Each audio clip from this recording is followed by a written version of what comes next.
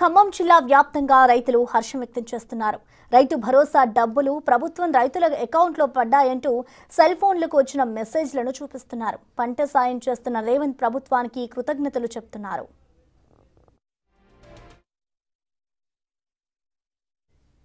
దీనిపై more details Khammam నుంచి మా ప్రతినిధి భాస్కర్ అందిస్తారు.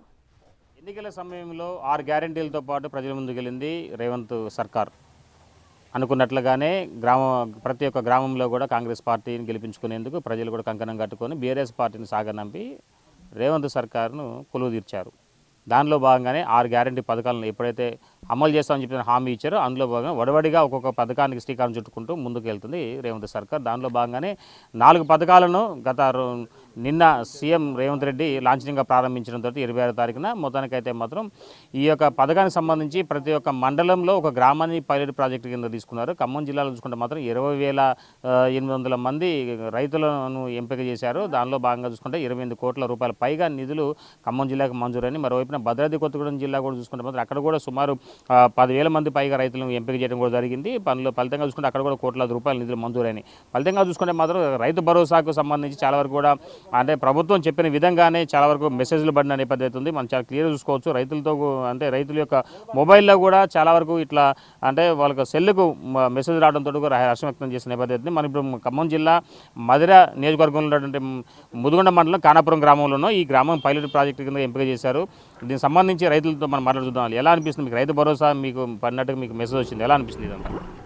చాలా బాగుందండి. కాంగ్రెస్ ప్రభుత్వంలో ఇది ఒకటి మంచిగా చేసిండు, అనుకున్న టయానికి ఇచ్చేసిండు. నేను జనవరి 26 నాడు ఇవ్వటం జరిగింది. చాలా సంతోషం వ్యక్తపరుస్తున్నాం.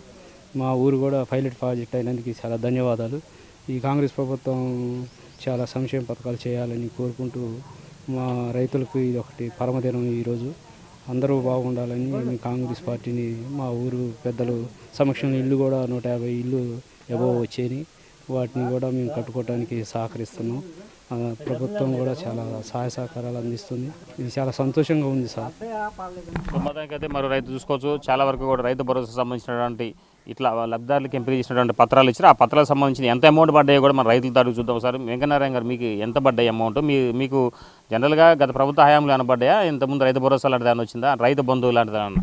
రైతు బంధువు ఇదివరకు వచ్చింది, కానీ ఇప్పుడు ఎకరానికి 1000 రూపాయలు ఎగస్ట్రా వేసి ఇచ్చారు. సంవత్సరానికి 12,000 లెక్క ఎకరానికి ఇచ్చారు. మీకు ఎంత వచ్చింది? మాకు 23,800 వచ్చింది. ఎన్ని ఎకరాలు ఉంది మీకు? 4 ఎకరాలకి 1 కుంట తక్కువ. సో మరో రైతు కూడా మాట్లాడి చూద్దాం. మీకు ఎంత వచ్చింది పెద్దయినా? 13,950 రూపాయలు వచ్చినాయి. ఎన్ని ఎకరాలకి? 2 ఎకరాలు 13 గుంటలు. గతంలో ఏమైనా వచ్చినాయి? అట్లా గతంలో 5,000 ఇచ్చిండు, ఇప్పుడు పెంచిండు. ఎలా అనిపిస్తుంది?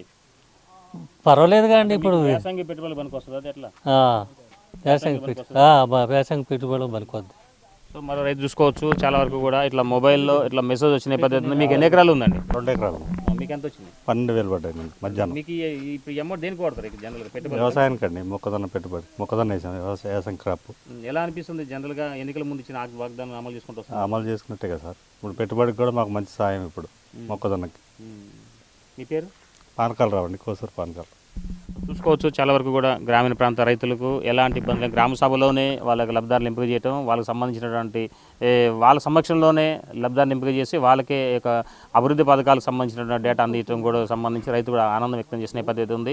మీకు ఎంత డబ్బులు వచ్చినాయి పెద్ద? మాకు 25 గుంటలు అండి. 25 గుంటలకి 2,000, 2,500. మీకు ఎంత వచ్చినాయి? మాకు 16,300. ఎన్ని 16,000 2.5 పావు తక్కువ 3 ఎకరాలు. మీకు వచ్చినాయా? ఎంత వచ్చినాయి మీకు? 3,000 పడినాయి. ఎన్ని ఎకరాలు ఉంది? అర ఎకరం. సో చూసుకోవచ్చు. చాలా వరకు కూడా ఏ యొక్క గ్రామంలో పైలట్ ప్రాజెక్టుగా ఎన్నుకున్నారో ఆ మండల పరిధిలో ఉన్నటువంటి పైలట్ ప్రాజెక్టుగా ఎంపిక చేసిన ప్రతి ఒక్క గ్రామానికి సంబంధించి రైతులకు రైతు భరోసా పేరు మీద ఇవ్వడం కూడా జరిగింది. మొత్తానికైతే వాళ్ళ అకౌంట్లో కూడా అమౌంట్ పడడంతో రైతులు పెట్టుబడికి ఉపయోగపడుతుంది యాసంగిక అని చెప్పేసి సంతోషం వ్యక్తం చేసిన నేపథ్యం అయితే ఉంది. ఈ యొక్క కానాపురం గ్రామంలో మరోవైపు చూసుకున్న మాత్రం ఇంద్రమ్మ ఇళ్ళకి సంబంధించి కూడా మొత్తం పైలట్ ప్రాజెక్ట్ కింద ఎంపిక చేశారు. దానికి సంబంధించి అసలు ఎన్నిళ్ళు వచ్చేటట్టుగా ఇక్కడ అంటే ఎంతమంది లబ్ధిదారులు ఎంపిక చేశారు? ఇక్కడ 120 ఇళ్ళు. 120 ఇళ్ళు అండి. 120 ఇళ్ళు. ఆ. వాళ్ళందరికీ ఇచ్చారా? ఇచ్చారండి, పట్టాలు ఇచ్చారండి. పట్టాలు 107 పంచారు సార్ నిన్న. 107 పంచారు. ఇంకా కొద్దిగా చూసి వాళ్ళకి కూడా అర్హులైన వాళ్ళందరికీ ఇస్తామని చెప్పారు. అందరికీ అది నిరంతర ప్రక్రియ, ఒకరోజు ఆగేది కాదు, ఇది నిరంతరంగా జరిగేది. రేషన్ కార్డు, ఇల్లు, ఇప్పుడు మీరు ఎవరు ఆత్మీయ భరోసా ఇవన్నీ నిరంతరంగా జరిగాయి. ఎవరన్నా మిస్ అయినా మళ్ళీ అప్లికేషన్ పెట్టుకోండి. 6,000. ఇక్కడ ఎంతమంది లబ్ధిదారులు ఉన్నారు? ఇప్పుడు 39 మంది ఉన్నారు సార్. 39. రేషన్ కార్డుకి ఎంతమంది? రేషన్ కార్డుకి 35 మంది వచ్చారు. 35 మంది వచ్చారు. ఇంకా ఏమన్నా మిస్ అయినా మళ్ళీ కార్యదర్శి గారికి అప్లికేషన్ ఇవ్వండి. నిరంతరంగా జరిగే ప్రక్రియ అని చెప్పారు సార్ మంత్రి గారు మాకు మొన్న మీటింగ్లో. సో మొత్తంగా చూసుకుంటే ఒకవైపున ఆత్మీయ భరోసా, మరోవైపు ఇంద్రం ఇల్లు, మరోవైపున చూసుకుంటే మన రైతు భరోసా, ఇట్లా చూసుకుంటే రేషన్ కార్డులు, మొత్తానికి అంటే మీ ఊర్లో ఉన్న గ్రామం మ్యాక్సిమం అయితే అందరికీ కవర్ అయిపోయినాయి.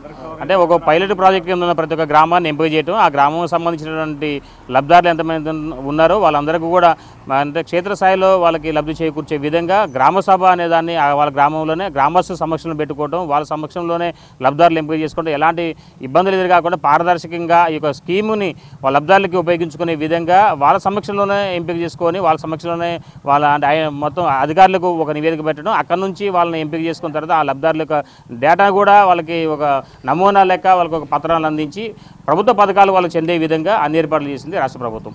ఇది ఇక్కడ తాజా పరిస్థితి. సంపత్తో భాస్కర్, బిగ్ టీవీ, ఖానాపురం.